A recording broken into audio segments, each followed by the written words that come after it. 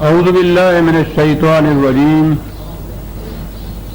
بسم اللہ الرحمن الرحیم.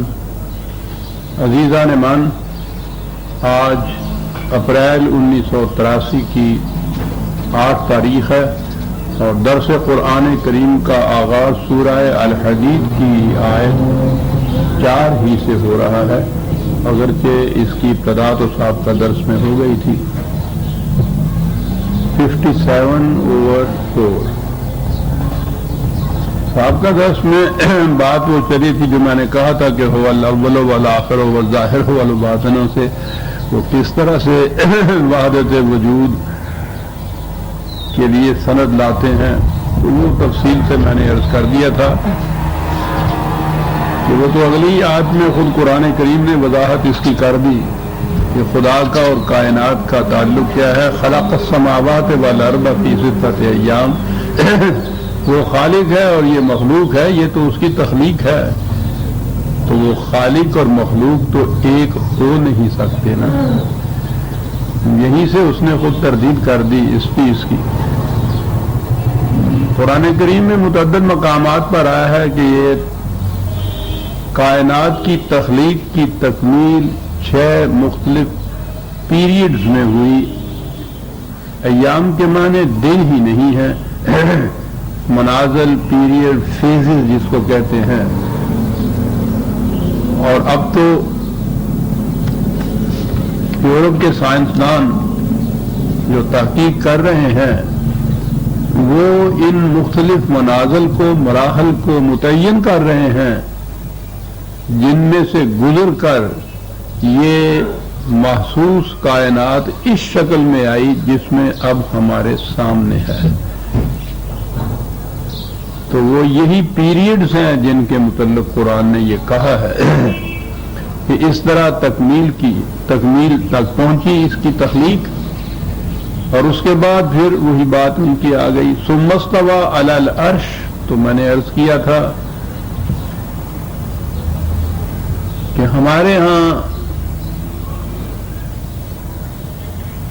ترجمہ بھی یہی ہوگا اور تفسیریں بھی یہی ہوں گی کہ پھر اس تخلیق کے بعد خدا عرش کے اوپر بیٹھ گیا، تخلیق سے فارغ ہو گیا، عرش پہ بیٹھ گیا. اور پھر عرش کو متعین کیا گیا کہ وہ کہاں ہے، کیسا ہے. خدا اس کے اوپر بیٹھا ہوا ہے. آپ کو یاد ہوگا یہ عرش کی یہ تفسیر جو تھی احادیث کی روح سے، روایات کی روح سے، آپ کو شاید یاد ہوگا کہ وہ یہ ہے کہ یہ جو آسمان نظر آتا ہے یہ 6 مختلف ایسا ہے جیسے شیشے کے ڈال ہوتے ہیں، ایک کے اور دوسرے کے درمیان 500 سال کی راہیں ہیں. پھر وہ چھٹے آسمان کے اوپر ایک سمندر ہے، سمندر کی گہرائی بھی 500 سال کی راہ کی ہے. اور اس سمندر میں 6 پہاڑی بکرے ہیں، وہ اتنے بڑے ہیں کہ یہ سمندر ان کے گھٹنوں تک آتا ہے. اور ان بکروں کے سینگوں کے اوپر خدا کا عرش ہے اور اس عرش کے اوپر خدا مستوی ہے، بیٹھا ہوا ہے. جم کا استوا کے معنی یہ کیے گئے. جیسا کہ میں نے عرض کیا تھا، ٹھیک ہے اس قسم کی یہ روایات اگر تو یہ ہو کہ اس صاحب تفسیر نے اپنے ذہن سے یہ کچھ لکھا ہے تو ہم کہیں گے کہ ٹھیک ہے، اس کے ذہن کی تخلیق ایک افسانہ ہے. لیکن جب وہ یہ کہیں کہ رسول اللہ صلی اللہ علیہ وسلم نے یہ فرمایا ہے تو وہاں پھر مشکل آ جاتی ہے.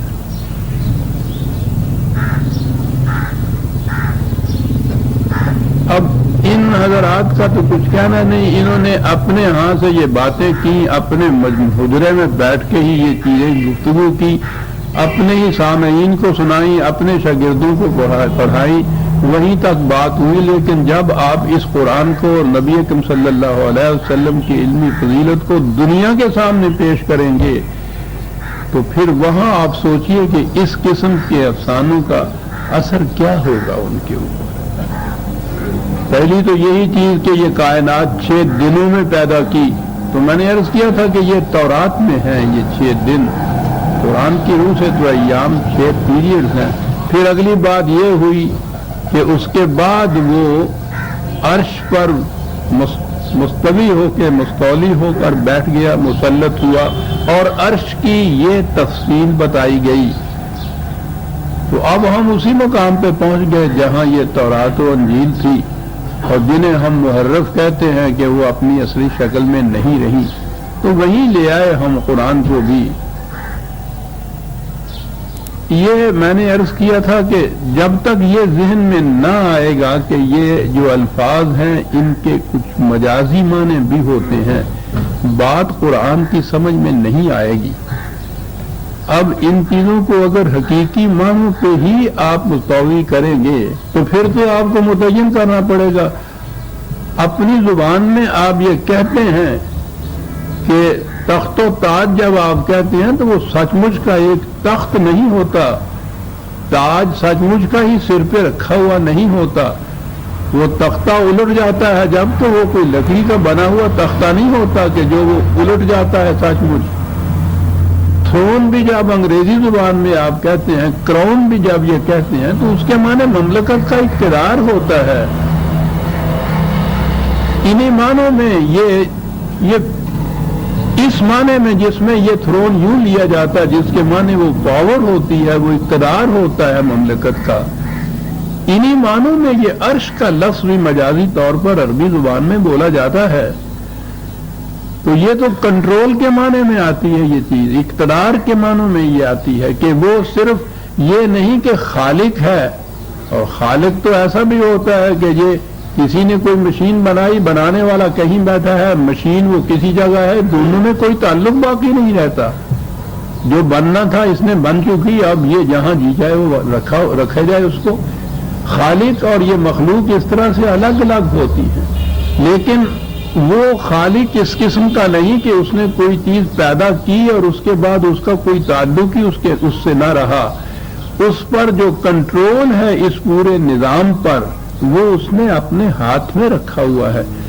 اس کے لیے مختلف قسم کے دیوی دیوتا مقرر نہیں کیے اس نے کہ بارش کا یہ دیوتا اور آندھیوں کا وہ دیوتا، فصلوں کا یہ، اولاد کا یہ، بیماری کا یہ تصور جو تھے یہ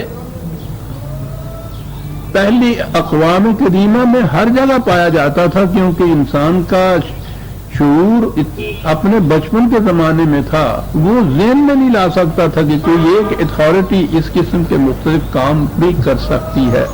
وہ خدا کا جو تصور دیا ہے قرآن میں، اور آپ کو یاد ہوگا میں بار بار کہتا ہوں کہ قرآن سے خدا کا تصور متعین کر دیا جائے تو سارا اسلام سمجھ میں آ جاتا ہے۔ بڑی بنیادی چیز ہے یہ۔ تو خدا کا تصور اس نے ایک تو یہ دیا کہ اس کا اور کائنات کا اور انسانوں کا تعلق خالق اور مخلوق کا ہے۔ پھر خالق اس قسم کا نہیں کہ وہ تخلیق کے بعد ان سے الگ ہو کر بیٹھ گیا، اس کا تعلق ہے رگے جاں کی طرح، جس طرح سے کہتے ہیں۔ اور یہ اب سوال جو ہے بڑا غور طلب ہو جاتا ہے۔ میں پہلے یہاں آگے آ جاؤں تو پھر میں عرض کروں گا کہ دونوں میں تعلق کیا ہے۔ ثم استوى علی العرش، اور پھر ثم کے معنی یہ نہیں کہ اس کے بعد، تخلیق کے بعد جیسے کہتے ہیں کہ پھر وہ یوں آ گیا، یہ نہیں ہے، اس کے معنی اور کے بھی ہوتے ہیں۔ استوا، اس نے کنٹرول جو ہے اپنے ہاتھ میں رکھا پوری کائنات کا۔ یہ نظام سارا اس لیے اس حسن و خوبی سے کار فرما ہے کہ اس کا کنٹرول اس کے ہاتھ میں ہے۔ تخلیق کے بعد وہ اس سے الگ ہو کر نہیں بیٹھ گیا۔ یعلم ما یلج فی الارض وما یخرج منها وما ینزل من السماء وما یعرج فیہا، یعنی اس کنٹرول کے لیے علم کا ہونا ضروری ہے نا، اسے معلوم ہو کہ کہاں کیا ہو رہا ہے۔ کہا کہ وہ ان جزیات تک کا بھی علم ہے اس کو کہ اس زمین میں کیا داخل ہوتا ہے، کیا ان میں سے نکلتا ہے، اس فضا میں کیا چیز اوپر جاتی ہے، وہاں سے کیا چیز نیچے آتی ہے.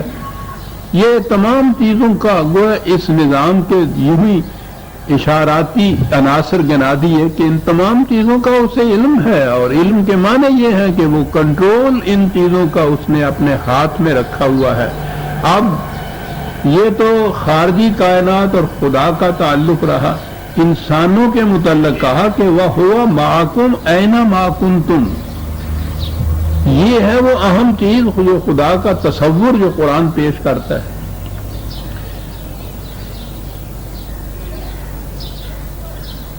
دو چیزیں آئیں ہمارے سامنے. ہوا معکم اینا ما کنتم، جہاں بھی تم ہو وہ تمہارے ساتھ ہے. معیت خدا کی ایک طرف آئی، اور دوسری طرف اس کی کیفیت یہ ہے کہ لا تدرکہ الابصار، نگاہیں اس کا احاطہ نہیں کر سکتی، اس کا ادراک نہیں کر سکتی، دیکھ نہیں سکتی. بلکہ وہ دیکھنا ہی نہیں کہا، ادراک تک نہیں کر سکتی. وہ تمہارے شعور میں نہیں آ سکتا، ساتھ ہے تمہارے شعور میں نہیں آ سکتا. معکم تمہارے ساتھ بھی ہے، اور کیفیت یہ ہے کہ سبحانہ و تعالی اما یصفون، اس کے متعلق ذہن انسانی جو کچھ بھی کہے وہ اس سے بلند و بالا اور فوق ہے، ماورا ہے اس سے. تو معکم ہے ایک طرف، وہ جو ساتھ ہے اس کے متعلق تو اسے دیکھا بھی جا سکتا ہے، اس کے متعلق ایک ایک چیز گنائی جا سکتی ہے، اور اس کے بعد سمجھنا تو کچھ دشواری نہیں ہو سکتا. ایک طرف تو یہ بھی کیفیت ہے اس کی معکوم کی بھی، دوسری طرف کیفیت یہ ہے کہ نگاہیں اس کا ادراک نہیں کر سکتی.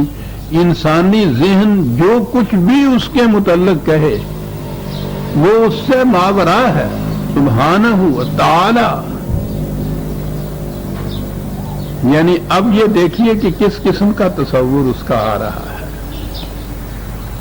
وہ جو عرش کے اوپر بٹھانے کی بات ہے، وہ تو اقبال نے اپنے پہلے دور کی ایک غزل کی ایک شعر میں یہ بات صاف کر دی. انداز اس کا اس میں بڑا وہی متوزلانہ. بٹھا کے عرش پہ رکھا ہے تو نے اے زاہد، خدا وہ کیا ہے جو بندوں سے اعتراض کرے. خوبصورت چیز. ویسے بھی جب یہ لوگ ناصب، واعظ، زائد وغیرہ کو مخاطب کرتے ہیں تو ایک اندر سے ایک طنز کی چلبلا پن ہوتا ہے جو باہر آتا ہے. وہ انداز ہے یہ، بٹھا کے عرش پہ رکھا ہے تو نے اے زاہد، اور خدا وہ کیا ہے جو بندوں سے اعتراض کرے. بات بڑی صاف ہے یہ کہ یوں نہیں کہ وہ اس نے تخلیق کیا یہ سب کچھ اور اس سے پھر الگ ہٹ کے اپنی مخلوق کے اور عرش کے اوپر پھر بیٹھ گیا. اور وہ مزید تخلیق تو ہے نہیں، کوئی اور کام تو کچھ ہے نہیں. اس کے بعد وہ وہاں بیٹھا ہے، اور مخلوق جو ہے یا مخلوق میں فیلحال انسان بھی ہے. اب وہاں بٹھانے والوں نے یہ نہ دیکھا کہ وہ آگے ہوا معکم اینا معکم تم کہہ رہا ہے، اور پھر یہ بھی ساتھ کہہ رہا ہے کہ معیت بھی ہے اس کی تمہارے ساتھ، اور یہ ہے کہ اس کے متعلق کچھ بھی تمہارا ذہن جو کہے، اے برتر از خیال و قیاس و گمان و وہم، بالکل صحیح، وہ تو اس سے ماورا ہے، ساتھ بھی ہے. یہ الہیات کے فلسفے میں دو اصطلاحات آتی ہیں. اہل مغرب جو ہے ان کے ہاں کے فلاسفر جو ہیں وہ اس پہ ڈسکشن کرتے ہیں، eminence and transcendence of God. خدا کا ہر جگہ موجود ہونا، رگے کائنات میں خون زندگی کی طرح دوڑنا جسے کہتے ہیں شاعر میں، اور اس سے ماورا ہونا. تو دو چیزیں متضاد نظر آتی ہیں بظاہر، لیکن خدا کا تصور جب ہو تو میں نے کہا ہے کہ اس چیز کے اوپر فلسفیانہ سطح کے اوپر بڑی بحث اور ڈسکشن وغیرہ یہ کی ہوئی ہے۔ یہ چیز اقبال نے اپنے ہاں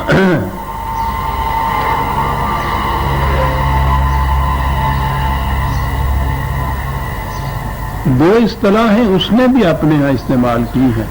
میں نے عرض کیا کہ یہ مقام بڑے مشکل ہے، الفاظ میں نہیں سمو سکتے، لیکن الفاظ کے بغیر تو چارہ ہے نہیں۔ جب ہم بات کریں گے تو بہرحال ایک لفظ تو اس کے لیے استعمال کرنا ہوگا نا۔ تو یہ ہے دو چیزیں جو اقبال نے بھی کہی ہیں، وہ یہی ہیں جو وہاں اس کی بحث ہوتی تھی۔ کہتا ہے کہ وہ اصطلاح ہے باہمگی بے ہمگی۔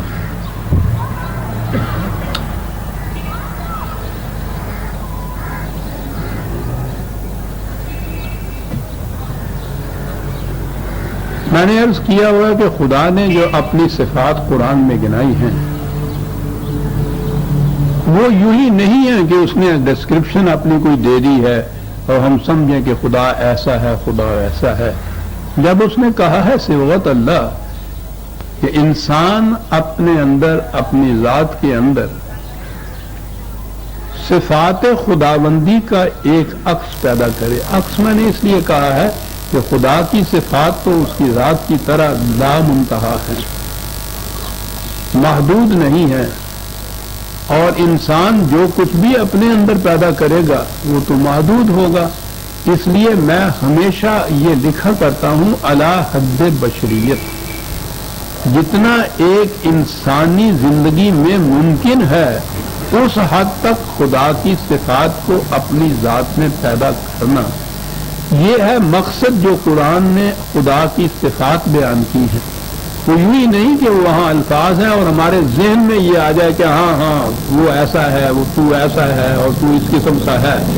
یہ بات نہیں کہ خدا کے حضور کھڑے ہوئے ہم اس کی تعریف اور توصیف بیان کر رہے ہیں۔ مقصد اس کا یہ ہے کہ انسانی ذات اگر اپنے اندر نشو و نما چاہتی ہے، ارتقاء کی منازل طے کرتی ہے، تکمیل تک پہنچنا چاہتی ہے، تو اس کا ذریعہ یہ ہے کہ وہ اپنے اندر خدا کی یہ صفات اعلی حد بشریت پیدا کرتا چلا جائے۔ انسان اس کی ذات سے یہ منعکس ہونی چاہیے۔ اگر اس نے علیم کہا ہے اپنے آپ کو تو اس سے صاحب علم ہونا چاہیے۔ اگر اس نے ربوبیت اپنے لیے رکھی ہے تو اس کی صفت ربوبیت انسان کے اندر ہونا چاہیے کہ یہ دوسروں کی نشو و نما بھی کرے۔ اس نے اگر یہ رزاقیت کہا ہے تو وہ اپنے اندر یہ صفت پیدا کرے کہ وہ دوسروں کی رزاقیت کی ذمہ داری اپنے اوپر لے۔ تو یہ ہے مقصد خدا کی ان صفات کا۔ معاشرے میں اقبال نے یہ جو خدا کی یہ دو صفات ہیں کہ ما کن بھی ہے اور ما ورا بھی ہے ہمارے، اس نے معاشرے میں انسان کا انداز زیست جو ہے اس کے متعلق بڑے ہی لطیف انداز میں بات کہی ہے۔ ہر شخص اب ذات، ہر فرد اپنا جدا گانا تشخص رکھتا ہے۔ میں ہوں، کوئی دوسرا یہ میں نہیں ہو سکتا، الگ ہوں، جدا ہوں۔ فرد تو کہا ہی اسی صورت میں جائے گا جب انفرادیت اس کے اندر آئے گی، انڈیویجویلٹی آئے گی۔ یہ انڈیویجویلٹی ہے، انفرادیت ہے جس سے ہر فرد کا جدا گانا تشخص ہوتا ہے۔ میں ہوں، میرا یہ تشخص ہے، کوئی دوسرا یہ نہیں ہو سکتا، منفرد ہوں میں۔ اب اس کے بعد مجھے معاشرے کے اندر بھی رہنا ہے، معاشرے کا ایک فرد بن کے بھی رہنا ہے، اپنے آپ میں منفرد بھی ہونا ہے، معاشرے کا ایک فرد بھی بننا ہے۔ معاشرے کے فرد بننے کی حیثیت سے ہوا محکوم والی بات آنی ہے مجھ میں۔ اور اپنی انفرادیت کو برقرار رکھنے کے لیے استوا علی العرش جسے کہا گیا ہے کہ وہ ان چیزوں سے ماورا ہے، وہ کیفیت پیدا ہونی ہے۔ بالکل دو متضاد چیزیں آتی ہیں یہ، اور یہ بڑی اہم چیز ہے کہ معاشرے کے اندر رہتا ہوا سب کے ساتھ بھی رہے، اپنی ذات میں منفرد بھی رہے۔ اقبال کو تو بات کہنی آتی تھی، یہی اس کی انفرادیت ہے۔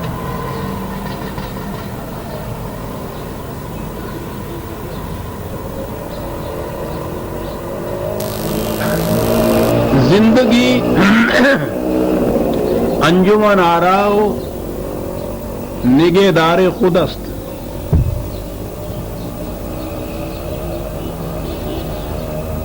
انسانی زندگی، انسانی ذات، اس کی دو شعور ہیں، دو ایسپیکٹس ہیں۔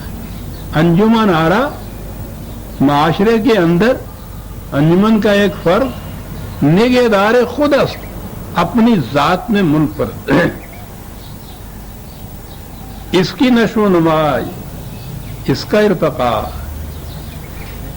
اس کا تشخص الگ ہر ایک کا، اور معاشرے کا ایک فرد بھی۔ کہا یہ کیسے ممکن ہے؟ ایک تشبیہ میں بات واضح کر دیا۔ یہی میں نے کہا ہے کہ اقبال کا کہ انفرادیت اس انداز میں ہے۔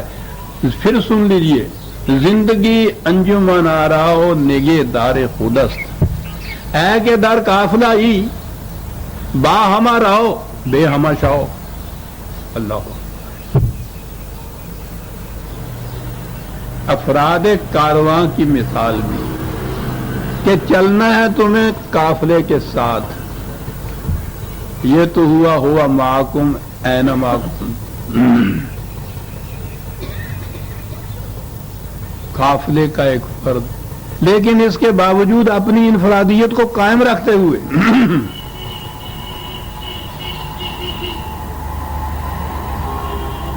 وہ کھو نہیں جاتا قافلے کے اندر۔ یہ نہیں ہے کہ اپنی جدا گانہ انفرادیت، انڈیویجویلٹی یا تشخص کو ختم کر دے قافلے کا ایک فرد ہونے کی حیثیت سے، اور یہ بھی نہیں ہے کہ رہبانیت کی طرف قافلے سے کوئی تعلق ہی نہ رکھے، معاشرے سے کوئی واسطہ ہی نہ رکھے، اور خلوت گاہوں میں بیٹھ کے کہے کہ میں اپنی ذات کا تزکیہ کر رہا ہوں، اس کا تشخص کر رہا ہوں۔ یہ قرآن کے خلاف ہے۔ اس نے تو انجمن آرا بھی رہنا ہے، نگہ دار خود بھی رہنا ہے۔ تو یہ جو خدا کی دو صفات ہیں کہ وہ ایسا بھی ہے کہ جس سے آپ کی نگاہیں بھی اس کی ادراک نہیں کر سکتی، یعنی اتنا ماورا، اتنا منفرد، یہ بھی اس کی کیفیت ہے۔ اور دوسرے معکم بھی ہے، وہ تمہارے ساتھ، اینا معکم، تم ہر مقام پر تمہارے ساتھ بھی ہے۔ تو یہ دو متضاد چیزیں بظاہر نظر آتی ہیں، لیکن فرد جب اپنے اندر خدا کی صفات کو اعلی حد بشریت پیدا کرے گا، منعکس ہوں گی پھر اس سے، تو اس میں دونوں صفتیں یہ کس طرح سے ہوں گی کہ وہ معاشرے کا ایک فرد بھی ہوگا، رہبانیت نہیں ہوگی کہ وہ ترک کر دے معاشرے کو، انجمن کو، اس کائنات کو، اس دنیا کو، اس کے اندر رہتا ہوا نگہدار خود است۔ اور کتنی خوبصورت تشبیہ ہے کہ اے کہ در قافلہ ای با ہما راؤ بے ہما شاؤ۔ یہ ہے اسلام عزیزان من۔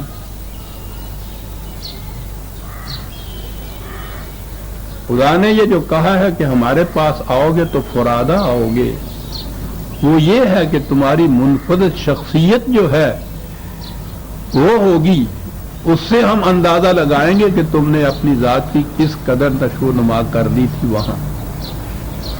لیکن اس کے ساتھ ہی اسی نے یہ کہا فَذَلِكَ جَعَلْنَاكُمْ أُمَّةً وَسَطًا، تمہیں ایک امت بنایا ہے، ایک معاشرہ بنایا ہے۔ یہ ہے اسلام۔ معاشرے کے بغیر، اس نظام کے بغیر اسلام کا وجود ہی نہیں رہ سکتا۔ لیکن معاشرے میں اگر فرد کی انفرادیت یا اس کا تشخص کھو جاتا ہے، یہ باقی نہیں رہتا، اس کا مقصد ہی کچھ نہیں ہوتا۔ معاشرے کے ساتھ رہنے کے تو معنی یہ ہیں قافلے کا ایک فرد جو ان کے ساتھ چلتا ہوا منزل تک جا پہنچے، اور اگر یہ افراد ہی باقی نہ رہیں کارواں میں، قافلے میں، قافلہ کہاں باقی رہے گا؟ قافلہ ہی ختم ہو جائے گا۔ یہ تو ان کے تشخص کا باقی رہنا ہے افراد کے، کہ ان سے مل کے وہ قافلہ رہتا ہے۔ تو یہ چیز ہے جو قرآن نے کہا تھا کہ رہبانیت ہم نے نہیں فرض کی تھی، ان لوگوں نے خود وضع کر لی۔ رہبانیت کے معنی یہ ہیں کہ انجمن سے، قافلے سے، معاشرے سے الگ ہٹ جائے اور یہ کہے کہ میں اپنی ذات کی تکمیل کر رہا ہوں۔ وہ کہا یہ ہے ہی غلط۔ کارواں نہیں رہے گا، امت نہیں رہے گی، معاشرہ نہیں رہے گا۔ تو یہ جو اسلوب ہے زندگی کے بسر کرنے کا، کہ وہ معاشرے کے اندر بھی رہے، اپنا تشخص بھی جداگانہ قائم رکھے۔ یہ ہے خدا کی یہ جو دو صفات ہمارے سامنے آئی ہیں کہ سبحانہ و تعالی عما یصفون بھی ہے، اور اینا ما کنتم ہوا معکم اینا ما کنتم بھی کس کا رہنا چاہتی ہے۔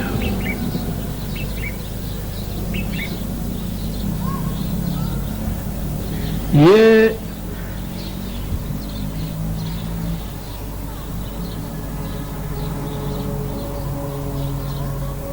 ان مقامات کو اگر سمجھ لیا جائے جو قرآن کہتا ہے، تو پھر یہ بات سمجھ میں آ سکتی ہے کہ وہ کس قسم کا نظام چاہتا ہے، کس قسم کا معاشرہ چاہتا ہے۔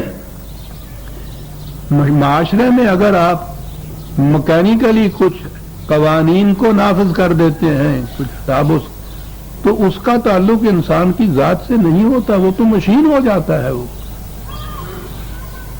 وہ تو اس نے اس انداز کا معاشرہ قائم کیا ہے کہ معاشرے کے اندر ہر فرد کی انفرادیت یا اس کی ذات کی تکمیل بھی ہوتی رہے اور وہ معاشرے کا فرد بھی بنا رہے۔ نہ تو معاشرے سے الگ ہٹ کے رہبانیت بات ہو جائے، نہ اس کی کیفیت ہو کہ معاشرے کے اندر اس کا وجود ہی باقی نہ رہے، یہ سیکولرزم ہو جائے گی۔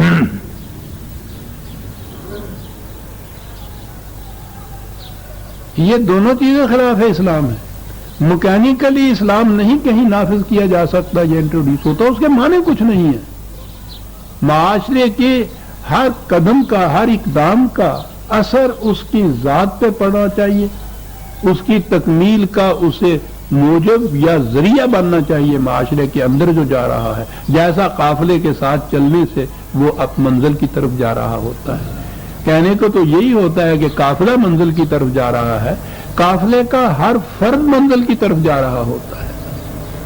تو اگر تو یہ صورت ہے معاشرے کی کہ اس میں ہر فرد کی ذات کی تکمیل اور نشو و نما ہوتی چلی جا رہی ہے، اور ہر فرد اپنی ذات کی صفات و خصوصیات کو کنٹریبیوٹ کر رہا ہے اس معاشرے کی تکمیل اور حسن کے لیے، پھر یہ اسلام ہے۔ اور اگر یہ کچھ مکینیکلی ہو رہا ہے، محض قوانین کی روح سے ہو رہا ہے، یہ اسلام نہیں ہے۔ یہ وہی ایک طرف رہبانیت ہے کہ جو ہمارے ہاں کے تصوف نے آگے لے لی، وہ بھی اسلام کے خلاف ہے کہ معاشرہ نہیں ہے، ہر فرد اپنی ذات میں مگن رہتا ہے۔ اور اگر یوں صورت ہے کہ معاشرہ مکینیکل مشین کی طرح چل رہا ہے جس میں کسی فرد کی اپنی ذات کا کوئی حصہ نہیں، تو وہ بھی خلاف اسلام ہے۔ تو ہے اسلام یہ کہ ایسا معاشرہ جس میں افراد کی ذات کی نشو و نما ہوتی چلی جائے ساتھ کے ساتھ، اور ہر فرد پھر اس معاشرے کی تحسین کے لیے، نظم و نسق کے لیے کنٹریبیوٹ کرے اپنی صفات اور صلاحیتوں کو، اور یوں یہ کارواں ان افراد کو ساتھ لیے ہوئے جانب منزل روا دما رہے. یہ ہے اسلام عزیزان ایمان. یہ ہے معنی اس کے، جسے اگر آپ یوں کہیں کہ وہ عرش پہ بھی ہے، اس سے الگ بھی ہے. بے ہمگی کی یہ کیفیت ہے ٹرانسینڈنس کی. اور ہوا معکم اینما کنتم، باہمگی کی یہ کیفیت ہے کہ وہ ہر فرد کے ساتھ ہے اینما کنتم. اور میت کا یہ عالم کہ وہ تمہارے دل میں گزرنے والے خیالات سے بھی واقف ہے. یہ میت اس کی یہ نہیں ہے کہ وہ ایک پیکر میں ملبوس ہے اور ہمارے ساتھ چل رہا ہے.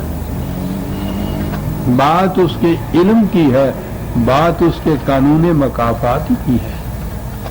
وہ ہر مقام پہ ہر فرد کے ساتھ ہے.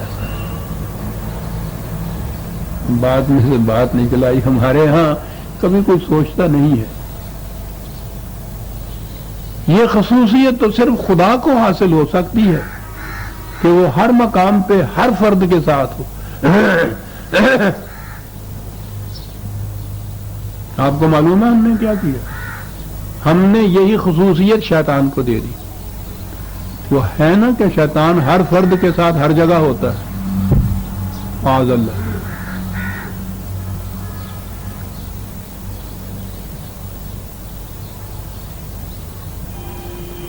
کبھی نہیں سوچتے ہم کیا کہہ رہے ہیں.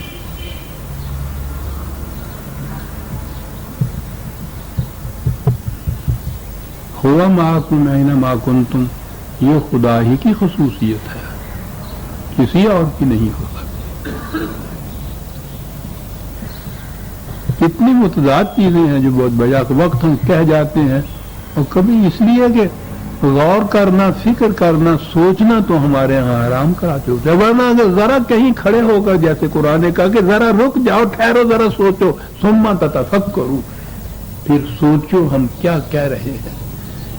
کیا یہ دو متضاد چیزیں، خدا اور شیطان، وہ ایک صفت جو ہے بڑی اہم صفت، وہ خدا کی صفت بھی، اور دوسری جگہ ہم شیطان کی وہ صفت کہتے ہیں کہ وہ ہر فرد کے ساتھ ہوتا ہے، ہر جگہ ہوتا ہے.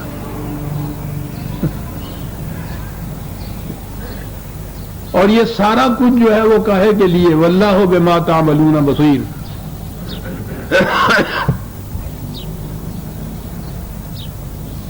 جو کچھ تم کرتے ہو وہ یہ نہیں ہے کہ کوئی رپورٹر اس نے مقرر کر رکھے ہوئے ہیں، جیسا ہمارے ہاں نا کہ کندھوں کے اوپر دو فرشتے ہیں کرامن کاتبین، وہ لکھتے ہیں، وہ پھر ڈائری بھیجتے ہیں عرش کے اوپر، تو وہاں سے خدا کو معلوم ہوتا ہے کہ کیا ہو رہا ہے. وہ معکم اس لیے ہے کہ بما تعملون بصیر، وہ براہ راست ڈائریکٹ انفارمیشن حاصل کرنا جسے کہتے ہیں. خود اپنی آنکھوں سے دیکھ رہا ہے. ان الفاظ میں جو کہا جائے گا یہ نہیں ہے کہ وہ اپنی آنکھوں سے دیکھ رہا ہے، یعنی وہ کسی اور کی پہنچائی ہوئی انفارمیشن کی بنا پر فیصلے نہیں کرتا. ہر عمل کا، ہر خیال کا، ہر ارادے کا علم براہ راست رکھتا ہے. یہ مانے ہوئے یہ سب کچھ اس لیے معکم اینما کنتم تاکہ بما تعملون بصیر. اب وہاں آیا جو میں نے ابھی عرض کیا تھا کہ وہ عرش، اس کے معنی اقتدار ہے، اس کی وضاحت کرتا چلا جاتا ہے. لہو ملک السماوات والارض. اب یہ ملک السماوات والارض نے بتا دیا کہ عرش کے معنی کیا ہیں. وہ ایک تخت نہیں ہے کسی چیز کا، خواہ وہ تخت طاووسی کیوں نہ ہو، جواہرات کا بنا ہوا، ایسا تخت نہیں. اس کے معنی اقتدار ہی کہ لہو ملک السماوات والارض. اس کی تفسیر کر رہا ہے قرآن کے اس الفاظ کی، استوى علی العرش کی. کائنات میں اقتدار اسی کا ہے، کسی اور کا نہیں.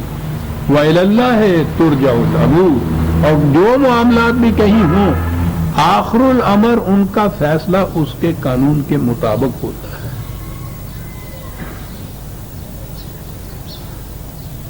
آپ کو یاد ہے جب وہ آیا تھا اِنَّ لِلَّهِ وَإِنَّا إِلَيْهِ رَاجِعُونَ، تو میں نے بتایا تھا کہ اس کا مفہوم کیا ہے اور ہم کیا کہتے ہیں اس کے معنی. اتنا انقلاب آور وہ اعلان ہے،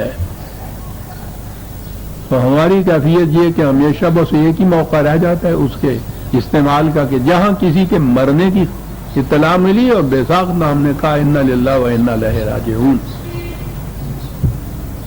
بات اور جگہ چلی جائے گی، ورنہ میں بتاؤں کہ یہ تصور بھی ہم نے ان سے لیا ہے، ویدانت والوں سے یا تصوف والوں سے، کہ خدا کی ذات کے ساتھ واصل بالحق ہو جاتا ہے انسان جا کر. الہ راجعون کے یہ معنی لیے جاتے ہیں. بات دوسری طرف چلی جائے گی، الی اللہ ترجع الامور. ہر معاملے کا آخر الامر فیصلہ اسی کے قانون کے مطابق، اور فیصلے کے لیے اتنا انتظام کہ وہ براہ راست علم رکھتا ہے ہر ایک کے عمل کا، ہر ایک کے خیال کا، ہر ایک کے ارادے کا، اور فیصلہ پھر اس کے قانون کے مطابق ہوتا ہے جو کائنات میں ہر مقام پر پھیلا ہوا ہے. اس کے ملک کے احاطے سے کوئی فرد باہر جا نہیں سکتا، اس لیے ہو نہیں سکتا کہ عمل تو ایک طرف، عمل کا ارادہ بھی جو ہو وہ بھی اس کے مواخذہ کی حد سے باہر رہ جائے. یولج اللیل فی النہار ویولج النہار فی اللیل.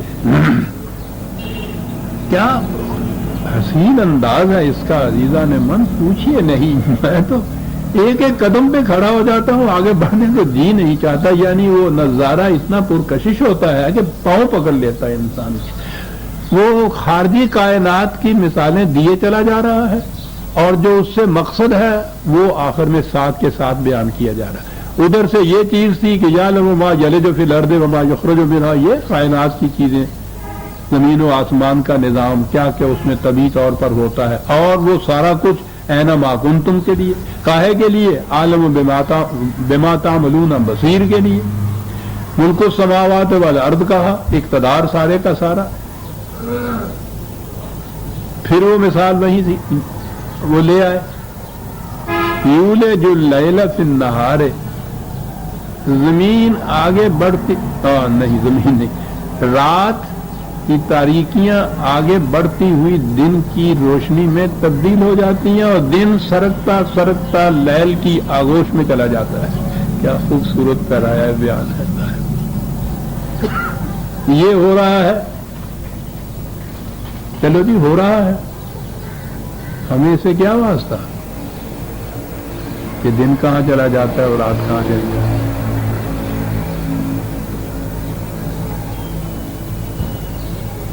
اور پھر اسی تفسیر سے اگر آپ پوچھنا چاہتے ہیں، یہ اس دور کے لوگوں کے ذہن کی تخریص تھی، اور پھر وہی چیز کہ رسول اللہ صلی اللہ علیہ وسلم کی طرف منسوب، کہ حضور سے پوچھا گیا کہ سورج رات کو کہاں جاتا ہے، تو آپ نے فرمایا کہ یہ اللہ کے عرش کے نیچے جا کے چھپ جاتا ہے، اور دوسری صبح کو فرشتے اس کو کچوک کے دے دے کے پھر نکالتے ہیں کہ چل، اور پھر آ جاتا ہے. عزیزان من، ہنسیے نہیں، روئیے اور خون کے آنسو روئیے. آپ کے ہاں کے بچوں کو اسلامیات کے نام سے جو تعلیم دی جاتی ہے وہ یہ ہے، اور اس پہ اگر آپ کی مسکراہٹ ہے تو فوراً انکار حدیث کا فتویٰ لگ جائے گا اور مرتد قرار پا جائیں گے آپ. کہا یہ جاتا ہے. دن اور رات کی اس کیفیت کو بیان کرنے کے بعد پھر اصل مقصد کی طرف، وَهُوَ عَلِيمٌ بِذَاتِ الصُّدُورِ، تمہارے دلوں میں گزرنے والے خیالات سے بھی واقف ہے. کہا یہ ہے خدا وہ جس کے متعلق کہا جا رہا ہے کہ آمنوا باللہ، اس خدا پر ایمان لاؤ. اور یہ باتیں کہاں سے تمہیں معلوم ہوئی؟ اس وحی کے ذریعے جو خدا نے اپنے رسول کی وساطت سے تم تک پہنچایا. اس لیے خدا پر ایمان اس وساطت سے لایا جائے گا جو وحی ہے جو خدا نے دی. اس لیے آمنوا باللہ و رسولہ. اور سب سے پہلا قدم جو ہے اس تمام اہتمام کا جو یہاں کیا گیا، وہ سارا کائنات کا باہر نظم و نسق کاہے کے لیے ہے کہ جو کچھ انسان جو جاندار مخلوق خدا نے پیدا کی ہے وہ سامان پرورش وہاں سے حاصل کر سکتا ہے، یعنی اس کے ساتھ ہی اس نے ذرائع پرورش بھی پیدا کر دی ہیں۔ ارض و سما کا انتظام اس کے لیے ہے، تاتو نانے باقا فاری و بغفلت نہ خوری، سادی کے الفاظ میں ابرو بادو مہو خورشید ہما در کارند، تاتو نانے باقا فاری و بغفلت نہ خوری۔ یہ سارا نظام کائنات ہر گھر میں اگر عمل ہے کہ تمہارے لیے روٹی مہیا کی رہے، تمہارا کام یہ ہے کہ اس روٹی کو کھاؤ تو خدا کے قانون سے غافل ہو کر نہ کھاؤ۔ کیا بات ہے صاحب، یہ لوگ جو کیا جاتے تھے، یہ سارا کچھ کہنے کے بعد ایمان لاؤ اس خدا کے اوپر جو ہم نے بتایا ہے، اس رسول کے اوپر جس کی وساطت سے یہ باتیں تمہیں معلوم ہوئی، خدا نے اس کو بتائیں اور اس نے تمہیں بتائیں، اور اس کے بعد کرو کیا؟ کرو یہ نہیں ہے کہ ایک خلوت میں بیٹھ کے اپنا تزکیہ نفس کرتے چلے جاؤ۔ یہ تزکیہ نفس بھی کرتے ہیں، نفس کو مارتے بھی ہیں۔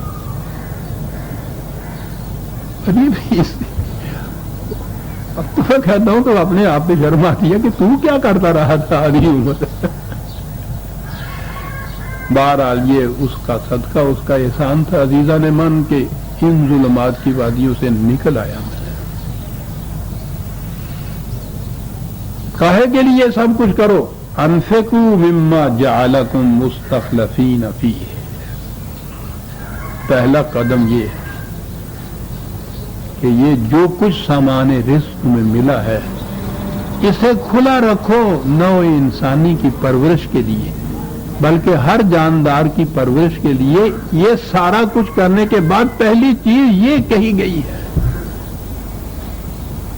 ایک لفظ میں یہ بات بتا دی جسے کہتے ہیں کہ صاحب ملکیت ہے زمین کی۔ زمین ہی ہے نا جہاں سے یہ سب کچھ نکلتا ہے، وہ کھانے پینے کی چیزوں کی شکل میں وہ نکلے، یا اس میں سے وہ سامان ذرائع دھاتیں وغیرہ نکلیں جن سے یہ سب چیزیں پھر انڈسٹریلائز ہو کے بنتی ہیں۔ کچھ بھی ہے، یہ جو ہے اس پرورش گاہ جو ہے انسان کی، اس کے ذریعے سارے وسائل جو ہیں وہ زمین ہی سے حاصل ہوتے ہیں، اور اس کے ساتھ پھر جب وہ آسمان کا وہ پانی جو ہے وہ بڑھتا ہے، تو ان دونوں سے مل کے یہ ذرائع پرورش بن جاتے ہیں۔ اس لیے ارض و سما وہ کہا، اس نے کہا کہ یہ جو کچھ تمہیں یہ حاصل ہو رہا ہے، زمین کو تم اپنی ذاتی ملکیت قرار دے لیتے ہو، لکیریں کھینچ لیتے ہو اس کرۂ ارض کے اوپر، بڑی بڑی لکیریں، ان سے قومیں بن جاتی ہیں۔ پھر ہر قوم کی کیفیت یہ کہ امت بر امت دیگر چرد، دانا ایمی کارد آ حاصل برد۔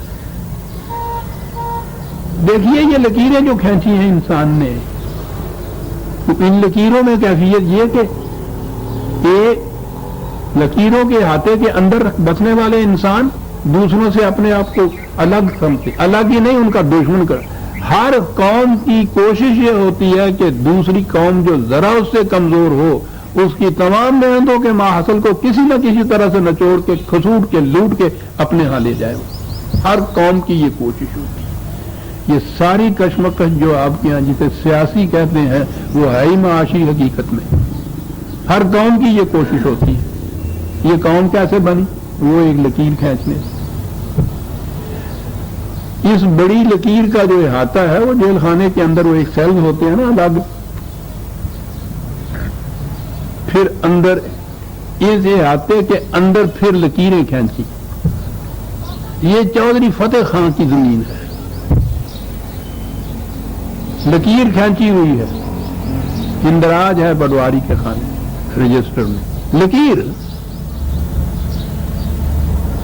یہ اس کی ملکیت ہے۔ میں کہا کرتا ہوں نا کہ قرآن یہ بتاتا ہے کہ یہ ملکیت کا جو دعویٰ ہے اس کا ثبوت تو تم پیش کرو۔ یہی کہو گے نا کہ میں نے فلاں سے خریدی، کیا یہ اس کی ملکیت تھی جو اس نے بیچی ہے؟ یا خلاف قانون ہے؟ چوری کا مال جو بیچنے والا ہوتا ہے اس کا خریدنے والا بھی چور ہوتا ہے۔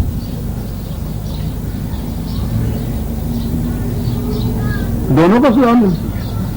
تم نے جو خریدی ہے تو کیا اس کا اطمینان کر لیا تھا کہ یہ اس کی ملکیت ہے؟ اس کی ملکیت کیسے ہوگی؟ یا کہو گے کہ میں نے وراثت میں لیا اپنے باپ سے. ٹھیک ہے، باپ اگر چوری کا مال لے کے بیٹھا تھا اور وہ بیٹے کو مل گیا ہے وراثت میں، تو وہ تو پھر چوری کا مال ہے. پیچھے لیے جاؤ جہاں تک جی چاہے عزیزاں نے من، سوائے اس کے کہ یہ لکیریں ماری ہوئی آپ ثابت کریں. یہ اس میں ملکیت ثابت نہیں کر سکتے، کسی مقام پہ نہیں ثابت کر سکتے. سب سے پہلے انسان کی بھی ملکیت ثابت نہیں کر سکتے. وہ تو اسی طرح سے پڑی ہوئی تھی زمین. قابض ہو جاتا ہے انسان، پھر وہ جس کی لاٹھی اس کی بھینس، جس میں قوت ہوتی ہے وہ اس پہ قابض ہو جاتا ہے. قوموں کی کشمکش یہی کی، زیادہ قوت والی قوم کمزور قوت والی قوم پہ جب قابض ہوتی ہے تو اس کی زمین پہ قابض ہو جاتی ہے. اسی طرح سے یہ جو انفرادی ملکیت کی قصے وہ زمینوں پہ لکیریں کھینچی ہوئی ہیں، وہ کوئی زبردست آتا ہے وہ اس کو نکال دیتا ہے. تو کیا ہو رہا ہے آسام میں آج؟ ان کے آنسو رولاتا ہے اللہ.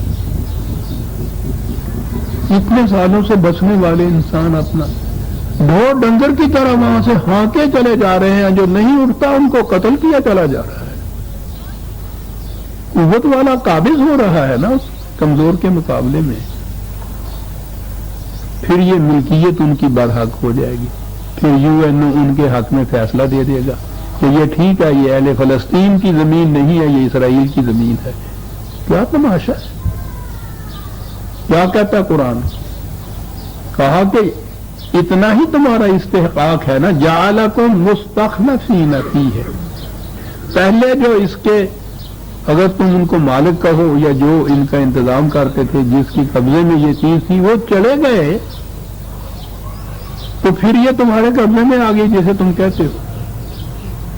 وہ اگر نہ چلے جاتے، زندہ رہتے، تو یہ تمہاری ملکیت میں تو نہیں آ سکتی تھی. تو ہوا تو اتنا ہی نا کہ وہ چلے گئے اس لیے تمہاری ملکیت میں آ گئے. کیا بات ہے! تو اس سے تمہاری ذاتی ملکیت تو یہ نہیں ہو جاتی. اس کو کھلا رکھو. یہ ہم نے عرض کو للانام پیدا کیا ہے، تمام جانداروں کے لیے، سواء للسائلین، ہر ضرورت مند کے لیے یکساں طور پر اس کو کھلا رہنا چاہیے. کیونکہ ہم نے پیدا کیا ہے اس غرض کے لیے اسے. ہم خالق ہیں، ہم مالک ہیں، اور یہ اس کی غرض تھی جو ہم نے جس کے لیے پیدا کیا ہے. قرآن نے اس کو انداز من دون اللہ کہا ہے کہ یہ جو تم اس کو ذاتی ملکیت میں دے دیتے ہو، یہ خدا کے ساتھ دوسرے خدا کھڑے کر دیتے ہو تم.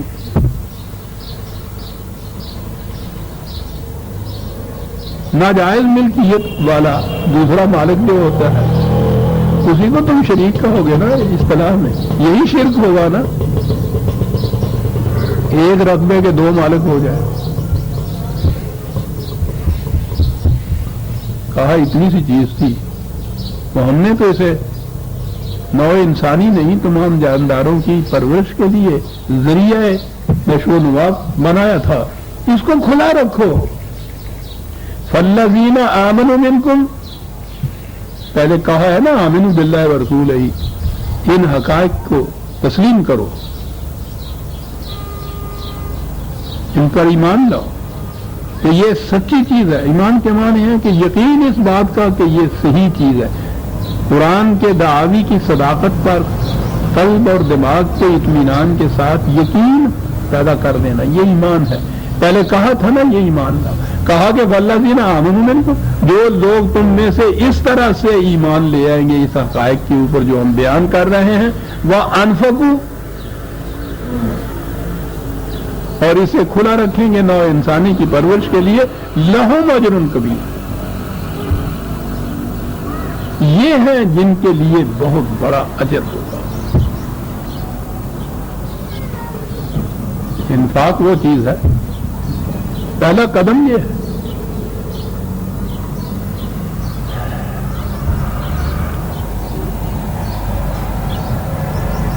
وَمَا لَكُمْ لَا تُؤْمِنُونَ بِاللَّهِ. آگے بات تو یہ دلائل ہم نے دیے، یہ وجوہات بیان کی. ہے کوئی جواب ان کا تمہارے پاس؟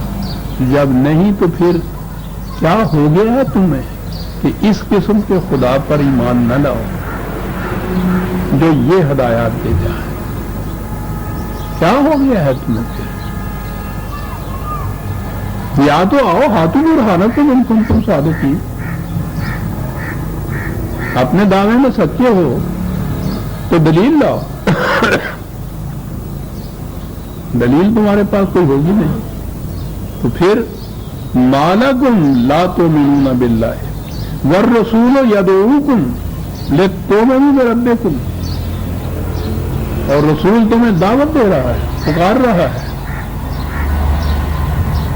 تو یہ جو ایک معاشرے کی تشکیل ہوتی ہے اس میں ایک مرکز کی ضرورت لابد ہوتی ہے. دعوت دینے والا، بلانے والا، اپنے گرد جمع کرنے والا، فرسٹ کرسٹل کہتے ہیں اس کو کیمسٹری میں، ایک ذرہ سا، اس کے گرد جمع ہوتے ہیں تمام دیگر ذرات، پھر وہ متشکل ہو جاتی ہے ایک شے اس سے. تو یہ پہلی چیز، رسول کی یہی حیثیت نہیں ہوتی کہ وہ خدا کے پیغام کو دوسروں تک پہنچاتا ہے، بلکہ اس کی حیثیت یہ بھی ہوتی ہے کہ وہ ان افراد کو یکجا کر کے ایک معاشرہ متشکل کرتا ہے جس کا فرسٹ کرسٹل خود رسول ہوتا ہے. وہ کہتا ہے انا اول المسلمین، پہلا مسلم. یہ ہوتا ہے جس سے پھر نظام متشکل ہوتا ہے. عزیزان من، اگر یہ نہ ہو تو پھر یہ ذرے الگ الگ تو رہیں گے ریت کے ذروں کی طرح، یہ چٹان نہیں بن سکیں گے، یہ نظام نہیں ہوگا، یہ افراد ہوں گے، امت نہیں ہوگی. اس کے لیے ضروری ہے ایک دعوت دینے والے کی. دعوت دینے والا سب سے پہلے ایمان بھی لاتا ہے. رسول اللہ صلی اللہ علیہ وسلم سے کہا گیا کہ آمنوا باللہ ہے، تم بھی اسی طرح سے جو کچھ تمہیں دیا گیا ہے وہی کی روح سے. وہ اتنی سی بات ہی نہیں ہے کہ تم نے دیا اور آگے پہنچا دیا، ایمان لاؤ اس کے اوپر. آمن الرسول بما انزل الیہ من ربہ والمؤمنون، رسول ایمان لاتا ہے پہلے، پھر وہ مسلم کہتا ہے، ان قوانین کے سامنے جھکتا ہے. اول المسلمین، فرسٹ کرسچن بنتا ہے، پھر وہ دعوت دیتا ہے دوسروں کو کہ آؤ. تو جب یہ شیرازہ بکھر جائے اس نظام کا تو اسے بارے دیگر متشکل کرنے کے لیے پروسیس وہی ہوگا جو قرآن کا پروسیس. دعوت دینے والا ضروری ہے، لیکن وہ تو اسی صورت میں دعوت دے سکے گا کہ پہلے اپنے اندر وہ خصائص اور کشش اور جاذبیتیں پیدا کرے کہ جو دوسروں کو کھینچ کر اس کی طرف لے کے آئے. یہ ہے وہ اسوہ حسنہ رسول اللہ کا جو بتایا ہے. تمہارے لیے رسول کا اسوہ جو ہے وہ بہترین نمونہ ہے. وہ نمونہ اس طرح بنتا ہے کہ اس نے اپنی ذات کے اندر ان خصوصیات کو پیدا کیا ہوتا ہے جو ایک مومن کی خصوصیات ہوتی، اور پھر یہ جو افراد ہیں ان کی بھی یہ صورت ہے. وہ اس قسم کے ہوں گے تو اس کی طرف کھینچ کے آئیں گے نا.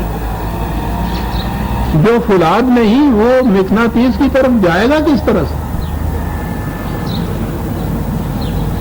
مقناطیس کا موجود ہونا ضروری ہے فولاد کے ذروں کو اکٹھا کرنے کے لیے، لیکن ان ذروں کا فولاد ہونا بھی تو ضروری ہے.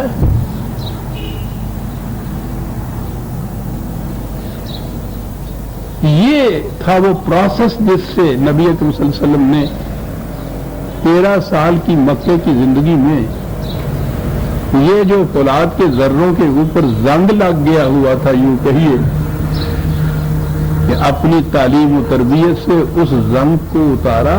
فولاد کے ذرے تھے، یہ جو فولادی ذرے نہیں تھے ابو لہب اور ابو جہل، وہ نہیں آ سکے. تو دو چیزیں ضروری ہو جاتی ہیں اس نظام کو، اس دعوت کو پورا کرنے کے لیے. مرکزی اتھارٹی جس نے مقناطیس کا کام دینا ہے، اور وہ افراد کے جن کے اندر فولادیت کی ایک، اسی لیے سورہ الحدید اس کا نام ہے۔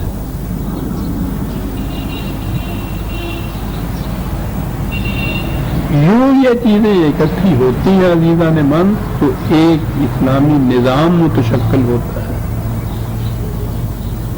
لِتُؤْمِنُوا بِرَبِّكُمْ وَالرَّسُولُ يَدْعُوكُمْ لِتُؤْمِنُوا بِرَبِّكُمْ، رسول اپنے لیے نہیں، تمہیں دعوت دیتا ہے کہ اپنے رب کے اوپر ایمان لاؤ، وہ اس کی دعوت تو یہ ہوتی ہے۔